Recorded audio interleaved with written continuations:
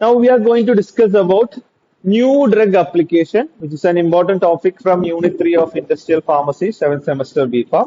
So this is the learning objective of the session. After the session, you will be able to understand, describe and write about the definition, types and contents and purposes of NDA or new drug application.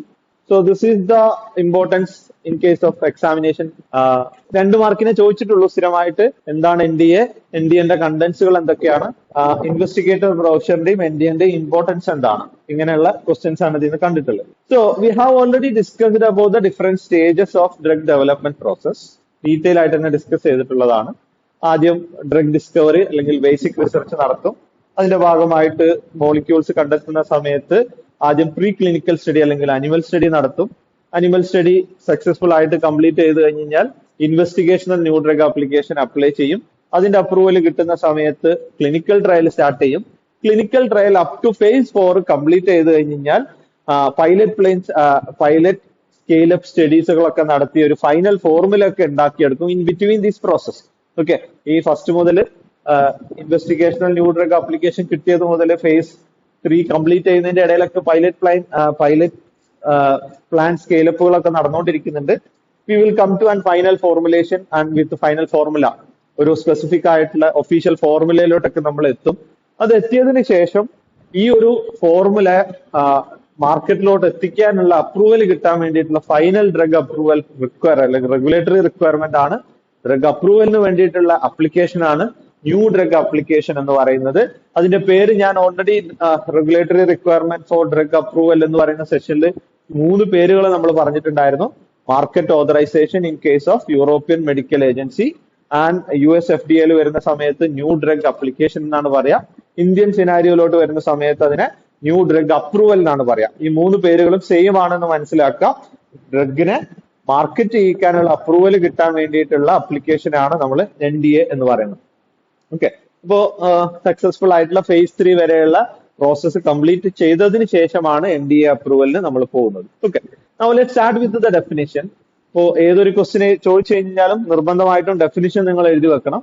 So we can define new drug application as an application submitted to the respective regulatory authorities like USFDA in US, CDSCO in India and EMA in Europe. Okay, അതുപോലുള്ള regulatory അതോറിറ്റിക്ക് submit ചെയ്യുന്നതാണ് for permission to get marketing licence and to start the commercial production, sale and marketing of a new pharmaceutical products.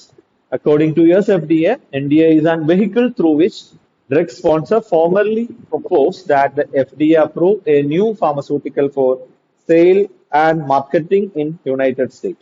So the US-ന്റെ specific ആയിട്ടുള്ള definition ആണ് USFDA NDA എന്താന്ന് പറഞ്ഞിട്ടുള്ളതാണ്. Okay, അപ്പൊ already നമ്മൾ പറഞ്ഞു അപ് ടു ഫേസ് 3 വരെയുള്ള clinical trial complete ആയിട്ട് സക്സസ്ഫുൾ ആയിട്ട് കംപ്ലീറ്റ് ചെയ്തതിന് ശേഷമാണ് ന്യൂ ഡ്രഗ് ആപ്ലിക്കേഷനിലോട്ട് പോകുന്നത്.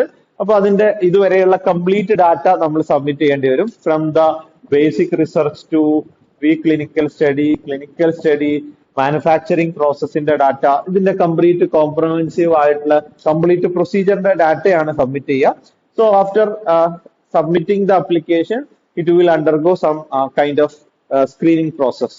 അത് ഒഫീഷ്യൽ ആയിട്ട് നമ്മൾ വേറെ തന്നെ ഡിസ്കസ് ചെയ്യും. Okay, what are the purpose? ഇതൊരു 2 മാർക്കിന് ചോദിച്ച ക്വസ്റ്റ്യൻ ആണ്. എന്താണ് ഇന്ത്യയുടെ ഇമ്പോർട്ടൻസ് അല്ലെങ്കിൽ പർപ്പസ് എന്നുള്ളത്? Importance of NDA in drug development.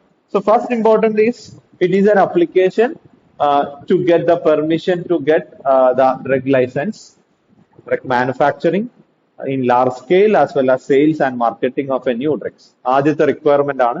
ഒരു ഡ്രഗ് മാർക്കറ്റിലോട്ട് എത്തണം എന്നുണ്ടെങ്കിൽ ഫൈനൽ റിക്വയർമെന്റ് നമുക്ക് പറയാം. ഡ്രഗ് ഡെവലപ്മെന്റ് പ്രോസസ്സിൽ ഈ സാധനം ഇനി മാർക്കറ്റിലോട്ട് എത്തുന്നതിന് വേണ്ട ഫൈനൽ അപ്രൂവൽ ആണ്. ഡ്രഗ് ലൈസൻസ് കിട്ടണമെന്നുണ്ടെങ്കിൽ NDA അപ്രൂവൽ, ന്യൂ ഡ്രഗ് ആപ്ലിക്കേഷന്റെ അപ്രൂവൽ കിട്ടിയിട്ടുണ്ടായിരിക്കണം. Then we can start the commercial production, sales and as well as marketing of new product.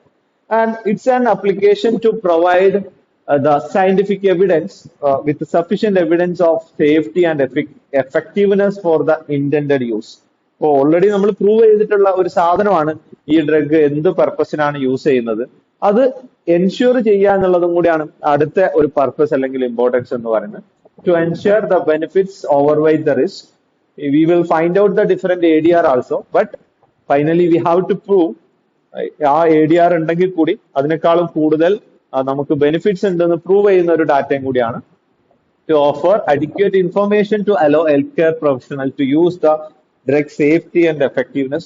അപ്പോൾ ഇതിന്റെ ഭാഗമായിട്ട് നമ്മൾ പലപ്പോഴും പേഷ്യൻസിന് ഡ്രഗ് എഫക്റ്റീവ്നെസ് അല്ലെങ്കിൽ അത് എങ്ങനെയാണ് അഡ്മിനിസ്റ്റർ ചെയ്യേണ്ടത് എന്നുള്ളത് നമ്മൾ അതിന്റെ അഡിക്വേറ്റ് ഇൻഫർമേഷൻ കൊടുക്കുക എന്നുള്ളതും ഈ ഒരു NDA അപ്രൂവലിന്റെ അല്ലെങ്കിൽ NDA ആപ്ലിക്കേഷന്റെ ഒരു പർപ്പസ് ആണ്. To demonstrate manufacturing method and controls ensure product quality as well as consistency.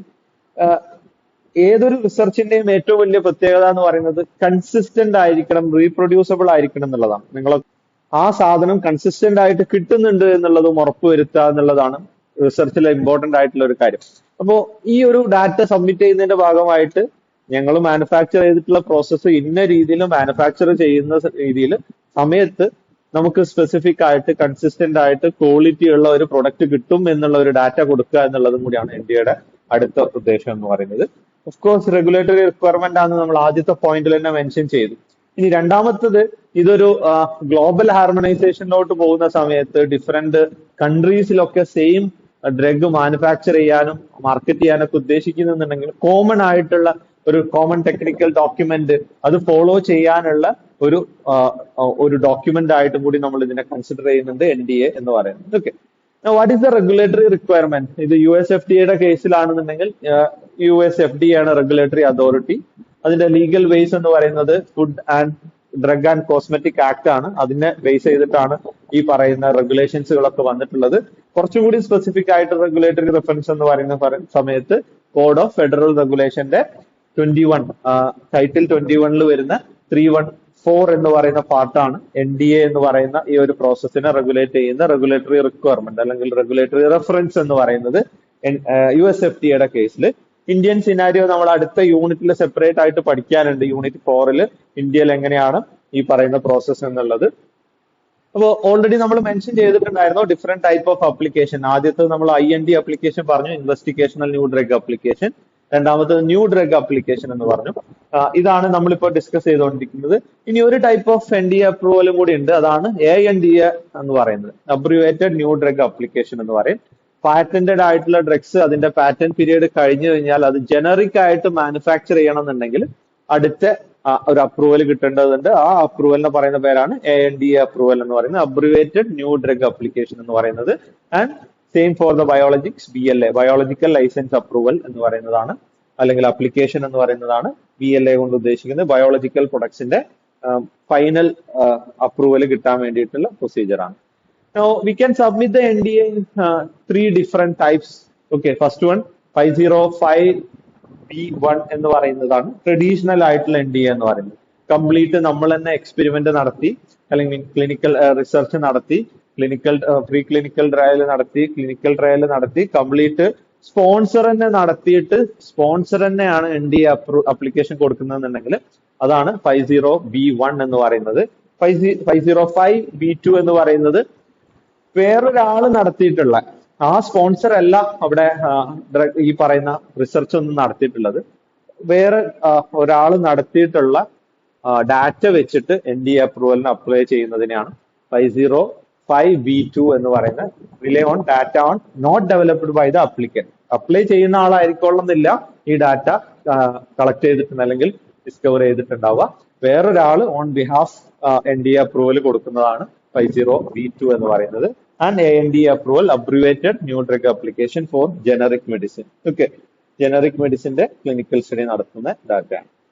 What are the datas to be submitted for NDA approval? അപ്പോ ബേസിക് ആയിട്ട് NDA അപ്രൂവൽ അല്ലെങ്കിൽ മാർക്കറ്റിംഗ് ഓതറൈസേഷൻ എന്ന് പറയുന്നതും new drug approval എന്ന് പറയുന്നതും basic ആയിട്ട് ഒരു common standardised document പ്രകാരം സബ്മിറ്റ് ചെയ്യുന്ന അപ്ലിക്കേഷൻ ആണ്. ഇതിനെയാണ് കോമൺ ടെക്നിക്കൽ ഡോക്യുമെന്റ് എന്ന് പറയുന്നത്. കോമൺ ടെക്നിക്കൽ ഡോക്യുമെന്റ് എന്ന് പറയുന്നത്. അപ്പോ അതില് നിർബന്ധമായിട്ടും കൊടുക്കേണ്ട ഡാറ്റ എന്ന് പറയുന്നത് പ്രീ ക്ലിനിക്കൽ ആൻഡ് ക്ലിനിക്കൽ ഡാറ്റയുടെ കൂടെ proposed labelling, safety updates, drug abuse information, patent information, location where the clinical trial studies has been conducted, complaints report of preclinical study and direction of use. These are the different data to be submitted. Now coming to the contents of an FTA അല്ലെങ്കിൽ components of an NDA. NDA എന്ന് പറയുന്നത് വളരെ simple ആയിട്ടുള്ള ഒരു document അല്ല, ഏകദേശം 1000 പേജസോളൊക്കെ വരുന്ന completed ആയിട്ടുള്ള വലിയ ഒരു ആപ്ലിക്കേഷൻ ഫോം ആണ് NDA എന്ന് പറയുന്നത്, ന്യൂ ഡ്രഗ് അപ്ലിക്കേഷൻ എന്ന് പറയുന്നത്. കോമൺ ടെക്നിക്കൽ ഡോക്യുമെന്റ് പ്രകാരം ഡെവലപ്പ് ചെയ്ത് അല്ലെങ്കിൽ ICH ഡെവലപ്പ് ചെയ്തിട്ടുള്ള കോമൺ ടെക്നിക്കൽ ഡോക്യുമെന്റ് ഒരു സ്റ്റാൻഡർഡൈസ്ഡ് ഫോർമാറ്റിൽ സബ്മിറ്റ് ചെയ്യുന്നതാണ്. So these are the basic contents of an NDA: administrative and product information, summary section, chemistry, manufacturing and control, non-clinical pharmacological and toxicological data, clinical data, labeling and other information. Now let's see one by one. First one is administrative and product information, which include application form. FTA ന്റെ കേസിലാണെങ്കിൽ form 356H എന്ന് പറയുന്ന form ആണ് use ചെയ്യുന്നത്. And user fee cover sheet, then patent and exclusivity informations. These are the data to be submitted along with the administrative and product information. Now coming to the second one, that is the summary section, which include the data summary of quality, non-clinical and clinical overview, and benefit risk analysis. And coming to the C, type C, chemistry, manufacturing and control, which include the details about the drug substance, product specification, manufacturing process, validation and stability study. അപ്പോൾ എങ്ങനെയാണ് ആ ഡ്രഗിന്റെ physical and chemical characters വരുന്നത്, അതിന്റെ manufacturing പ്രോസസ്സുകൾ എന്തൊക്കെയാണ്, അതിന്റെ critical control പാരാമീറ്റേഴ്സുകൾ എന്തൊക്കെയാണ്, ഇങ്ങനെയുള്ള ഡാറ്റാസുകളൊക്കെയാണ് മൂന്നാമതായിട്ട് നമ്മൾ കൊടുക്കുന്ന ഡാറ്റാസ് എന്ന് പറയുന്നത്. Then non-clinical pharmacology and toxicological data. So the data is including ADME, animal pharmacokinetic data, including absorption, distribution, metabolism and excretion, and acute and subchronic and chronic toxicity study data, genotoxicity and carcinogenicity studies data. Now coming to the next one, that is clinical data, which include the clinical study report up to phase 3, then safety and efficacy data and statistical analysis. ഇതെല്ലാം നമ്മൾ എന്താണ് research protocol എന്ന് പറഞ്ഞ സമയത്ത് ഇതിൽ ഓരോ സെഷൻസും നമ്മൾ detail ആയിട്ട് തന്നെ ഡിസ്കസ് ചെയ്തിട്ടുള്ളതാണ്. And labelling, that is another important thing. Application കൊടുക്കുന്ന സമയത്ത് തന്നെ നമ്മൾ തീരുമാനിക്കണം അല്ലെങ്കിൽ നമ്മൾ സബ്മിറ്റ് ചെയ്യേണ്ടതുണ്ട് ഈ ഒരു പ്രൊഡക്റ്റിന്റെ ലാബൽ എങ്ങനെയായിരിക്കും. ആ ലാബലും കൂടിയും NDA അപ്രൂവ് ആയി കിട്ടേണ്ടതുണ്ട്.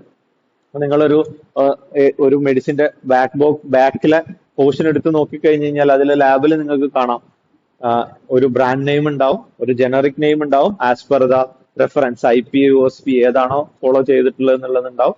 Then each 500 mg tablet containing dash ingredient this much.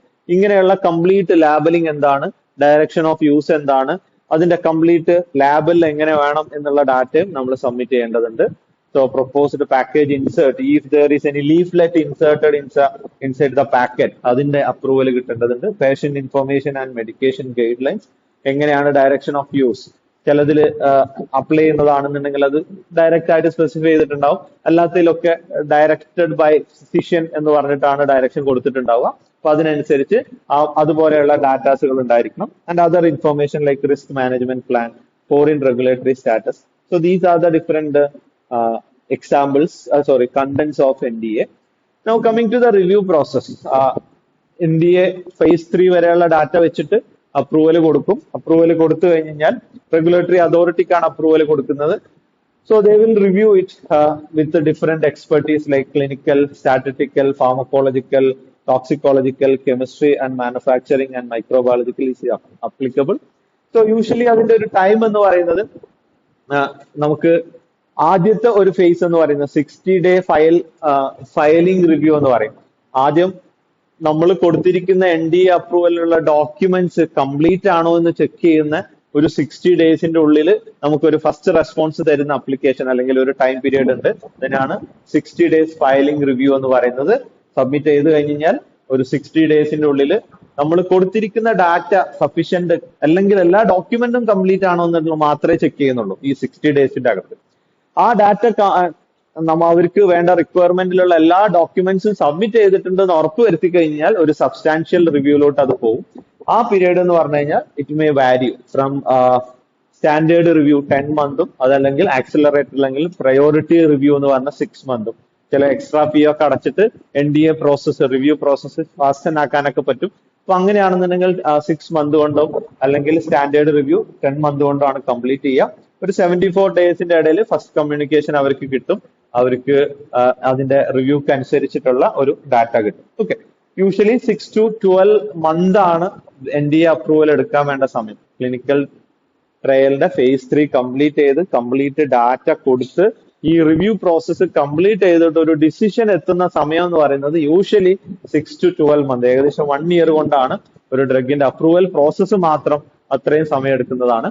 ഇനി ഇവിടെ 3 ചാൻസസുകളാണ് അപ്രൂവൽ അല്ലെങ്കിൽ അപ്രൂവലിന്റെ ഭാഗമായിട്ട് റെഗുലേറ്ററി അതോറിറ്റി നമുക്ക് തരുന്ന റിപ്ലൈ എന്ന് പറയുന്നത്. Possible 3 actions are there.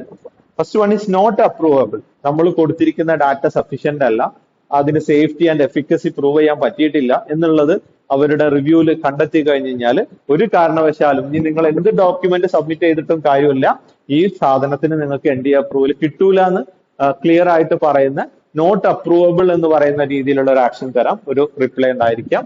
അതല്ലെങ്കിൽ there are some deficiencies of documents. If you are submitting that, it will be approvable. കുറച്ച് ഡാറ്റ ഡെഫിഷ്യന്റ് ആണ്, ആ ഡാറ്റയും കൂടി നിങ്ങൾ സബ്മിറ്റ് ചെയ്ത് കഴിഞ്ഞാൽ അപ്രൂവബിൾ ആണ്. ഇപ്പൊ നിങ്ങൾക്ക് അപ്രൂവ് ചെയ്തിട്ടില്ല, അപ്രൂവബിൾ ആണ് എന്നുള്ള രീതിയിൽ ഒരു ആക്ഷൻ ഉണ്ടാവാൻ ചാൻസ് ഉണ്ട്. ആൻഡ് ഫസ്റ്റ് തന്നെ എല്ലാം ഓക്കെ ആണ് എന്നുണ്ടെങ്കിൽ അപ്രൂവബിൾ അല്ലെങ്കിൽ അപ്രൂവൽ ഡയറക്റ്റ് ആയിട്ട് ഈ പറയുന്ന NDA അപ്രൂവൽ തന്നിരിക്കുന്നു എന്നുള്ള രീതിയിലുള്ള ഒരു റിപ്ലൈ തരാം. So these are the possible 3 actions of NDA review process. So this is the summary of this NDA process. NDA നമ്മൾ അപ്ലൈ ചെയ്ത് കഴിഞ്ഞ് കഴിഞ്ഞാൽ അതിൽ ആദ്യത്തെ 60 ഡേയ്സ് കൊണ്ട് അത് ഫയലബിൾ ആണോ എന്നുള്ളത് ചെക്ക് ചെയ്യുക എന്നുള്ളതാണ്. ഫയലബിൾ അല്ല എന്നുണ്ടെങ്കിൽ അപ്പൊ തന്നെ അറിയിക്കും. അപ്പോൾ വീണ്ടും സഫീഷ്യന്റ് ആയിട്ടുള്ള ഡോക്യുമെന്റ് സബ്മിറ്റ് ചെയ്ത് വീണ്ടും അത് അപ്ലിക്കേഷൻ കൊടുക്കുക. ഇനി ഫയലബിൾ ആണ്, എല്ലാ ഡോക്യുമെന്റും ഉണ്ട് എന്നുണ്ടെങ്കിൽ it will go for the centre of drug evaluation and research of FDA. അപ്പോൾ അതിന്റെ ഭാഗമായിട്ട് medical review, biopharmaceutical review, pharmacological, statistical, chemistry and microbiological review ഒക്കെ നടന്നുകൊണ്ടിരിക്കും. ഇൻ ബിറ്റ്വീൻ ആവശ്യമാണെന്നുണ്ടെങ്കിൽ അഡ്വൈസറി മീറ്റിംഗ്സുകളും മീറ്റിംഗ് വിത്ത് സ്പോൺസറുകളൊക്കെ ഇങ്ങനെയുള്ള പ്രോസസ്സ് റെഗുലേറ്ററി അതോറിറ്റി നടത്തിയിട്ടുണ്ടാവും. ഇനി ഒരിക്കൽ റിവ്യൂ കംപ്ലീറ്റ് ആൻഡ് അക്സെപ്റ്റബിൾ ആണെന്നുണ്ടെങ്കിൽ if they require any kind of additional requirement, they will inform the sponsor and they will ask to submit it.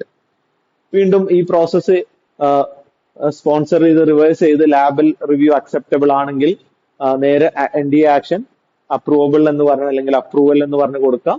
ലാബിന്റെ എന്തെങ്കിലും review process വീണ്ടും വേണമെന്നുണ്ടെങ്കിൽ സ്പോൺസറോട് അത് റിവേഴ്സ് ചെയ്യാൻ പറയും. വീണ്ടും അത് അവരുടെ മാനുഫാക്ചറിങ് ഫെസിലിറ്റി ഇൻസ്പെക്ട് ചെയ്തിട്ടില്ല എന്നുണ്ടെങ്കിൽ അത് ഇൻസ്പെക്ട് ചെയ്യുന്ന സമയത്ത് GMP ഫോളോ ചെയ്തിട്ടുള്ള രീതിയിലാണ് മാനുഫാക്ചറിങ് പ്രോസസ്സ് നടത്തിയതെന്നുണ്ടെങ്കിൽ അത് വീണ്ടും നടത്തിയതെന്നുണ്ടെങ്കിൽ അവർക്ക് അപ്രൂവബിൾ എന്നുള്ള NDA ആക്ഷൻ കിട്ടും. അതല്ല എന്നുണ്ടെങ്കിൽ അതിന് കറക്റ്റ് ചെയ്യാൻ വേണ്ടി മാനുഫാക്ചറിങ് പ്രോസസ്സ് കറക്റ്റ് ചെയ്യാൻ വേണ്ടിയിട്ടുള്ള അതിന്റെ ഇൻഫോർമേഷൻ സ്പോൺസർക്ക് കൊടുക്കും. So these are the different process of review process of NDA approval. So consequently അല്ലെങ്കിൽ ഫൈനലി 3 ആക്ഷൻ ആണ് ഉണ്ടാവുക: നോട്ട് അപ്രൂവബിൾ, അപ്രൂവബിൾ ആൻഡ് അപ്രൂവൽ. 3 രീതിയിലുള്ള ആക്ഷൻസുകളായിരിക്കും ഉണ്ടാവുക. ഒന്ന്, അപ്രൂവ് ഒരിക്കലും കിട്ടൂല എന്നുള്ളത്. രണ്ടാമത്, ഡാറ്റ കൊടുത്തു കഴിഞ്ഞാൽ അപ്രൂവബിൾ ആണ് എന്നുള്ളത്. മൂന്നാമതായിട്ട്, ഡയറക്റ്റ് ആയിട്ട് NDA അപ്രൂവൽ കിട്ടിയിട്ടുണ്ട് എന്നുള്ള രീതി. Okay, now once they got the NDA approval, there is some kind of regulatory requirement even after the NDA approval. That is the phase 4 അല്ലെങ്കിൽ post approval requirement. phase 4 study നടത്തണം, post marketing surveillance നടത്തണം, adverse events reporting നടത്തണം, periodic safety update report submit ചെയ്യണം, labelling update it is there, അത് update ചെയ്തുകൊണ്ടിരിക്കണം after the NDA approval. NDA approval കിട്ടിക്കഴിഞ്ഞാലും there are some regulatory requirement like phase 4 study, അതുപോലെ adverse event reporting, periodic safety update report submitting and labeling updates. So this is all about the NDA approval. So these are the some of the questions. Define NDA, content of NDA, and importance of IB as well as NDA. So these are the some of the references, and that's all about the new drug application. Thank you.